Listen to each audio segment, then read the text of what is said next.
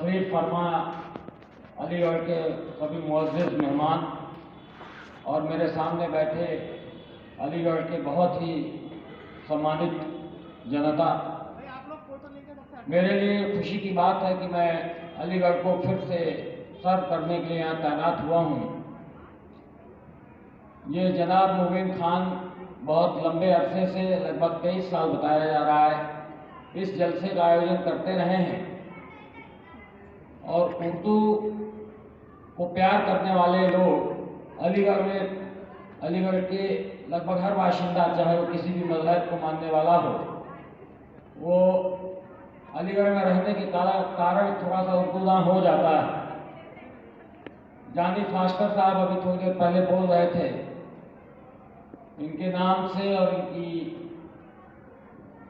जो अदायगी थी उससे कोई अंदाज़ा नहीं लगा सकता कि साहब ये क्रिश्चियनिटी को मानने वाले हैं।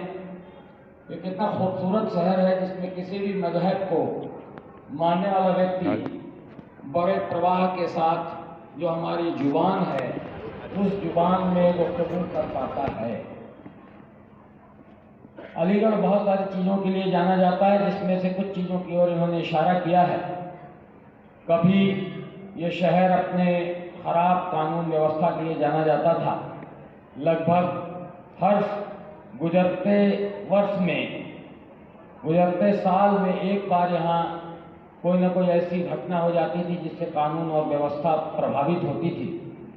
लेकिन हम शुक्रगुजार हैं यहाँ के लोगों का, इंतज़ामिया का और गवर्नमेंट का।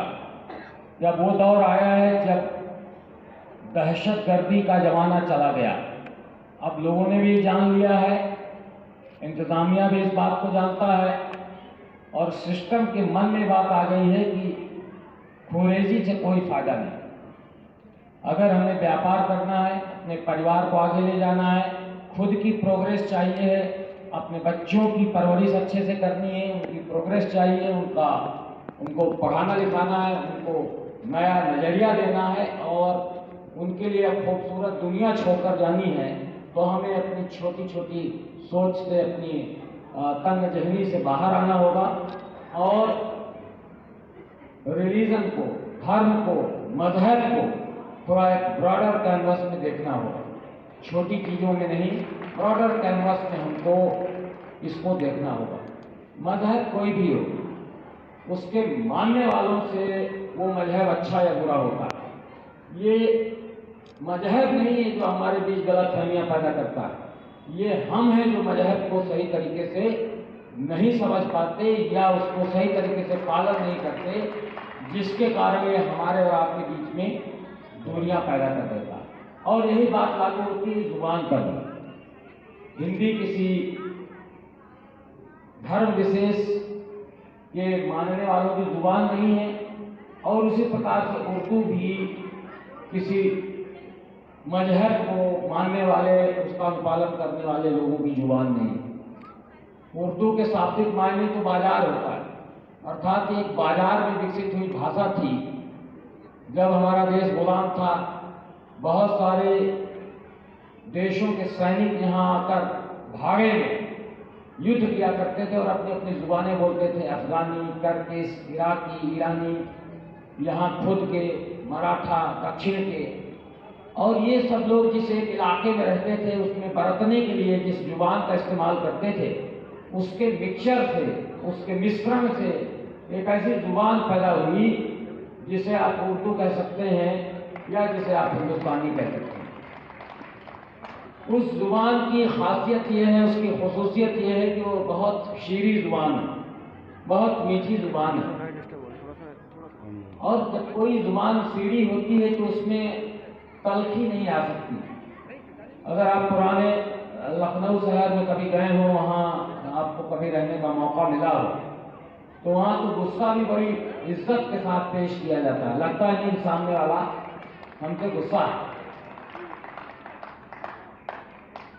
हमें याद है बचपन में जब हम छोटे थे तो हमारे घर में 2 अखबार आते थे, एक उर्दू का रिसाला आया करता था और एक अंग्रेजी का अखबार आता था।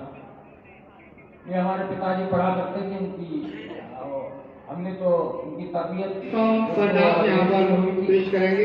हमें तो मौका नहीं मिला, डांस है तो मॉडर्न इशरत इंटर कॉलेज के चक्कर में बच्चे जुबानें नहीं सीख पाए। इशरत इंटर कॉलेज के बच्चे आ जाए बड़े कारण माहौल के कारण थोड़ा बहुत हम उसकी और अपना जानकारी रखते हैं। गाना लगवा दें। रहता को चाहने वाले लोग, ये उन्हीं की जिम्मेदारी है कि इस कारवां को आगे ले जाएं, और ये जाएगा तब जब आप अपनी इसकी खूबसूरती, इसकी खसूसियात बताएं, वहां तक उसको ले जाएं। श्याम सुंदर शर्मा जी जिम्मेदारी आपके शानों में, जो शिमला आपकी स्टूडियो के हवाले से जिन्होंने अपना काम अंजाम दिया है, किसी तारों के मोहताज नहीं है। आज की एक अलीगढ़ में मुनफरिद पहचान है। जुबान को सीमित कर लेंगे, अपने रिलीजन को सीमित कर लेंगे, अपने व्यवहार को सीमित कर लेंगे, तो बहुत आगे तक नहीं जा पाएगी। कुलदीप गुनावत जी को शॉल उड़ाकर उनका इस्तेमाल किया गया है कि वो कोई भी जुबान, चाहे वो ये हमारी खुशबख्ती है, यकीनन चाहे वो अंग्रेजी हो, चाहे ये हमारे लिए बड़े नसीब की बात है कि चाहे वो एसोसिएशन अलीगढ़ में ये तमाम प्रोग्राम किया जा रहा है। इस सोसाइटी की जानिब से एक यादगारी निशान मोमेंट को प्रतीक से पेश किया जा रहा है। और बेहतर तरीके से और अलीगढ़ की जिम्मेदारियों को ये बहुत जरूरी है कि आपकी तरबियत की जुबान में हुई हो, उस जुबान के अलावा आप जाने। अगर आप उर्दू में आपकी तरबियत हुई है तो उर्दू के अलावा आप हिंदी जाने, अंग्रेजी जाने, कोई और जुबान जाने, और इसी प्रकार से अन्य लोगों के लिए लागू होता है। अगर ये जानेंगे तब आप जान पाओगे कि ये कितना खूबसूरत मंजर है, नमूना पेश करेगा अपने आगे बढ़ते चले मैं जा एक बार रहे फिर हैं। इनकी बेगानियों के जिलाधिकारी महोदय का शुक्रिया अदा करता हूँ कि आपने बहुत खूबसूरत हमारे प्रोग्राम का नाम कही। अब आइए दोस्तों, हमारे बीच एक और बहुत अहम शख्सियत जनाब कलमकारों के ऊपर भी बड़ा संकट है। ये केवल उर्दू जर्नलिज्म के लिए नहीं है, या हर प्रकार के जर्नलिज्म के लिए है, क्योंकि आपका स्पेस धीरे धीरे कम होता जा रहा है और दूसरे माध्यम उस स्पेस को लेते जा रहे हैं, जैसे कि मुबीन खान साहब का इस्तेमाल किया जा रहा है मीडिया 50 करोड़ की फूलों की माला से। चीजें आ गई हैं। अब मैं मुबीन भाई को मुबारकबाद पेश करता हूँ, जिसको हम 7 दिन तक पढ़ते थे उसका और इस काम के बाद मैं सभी अपने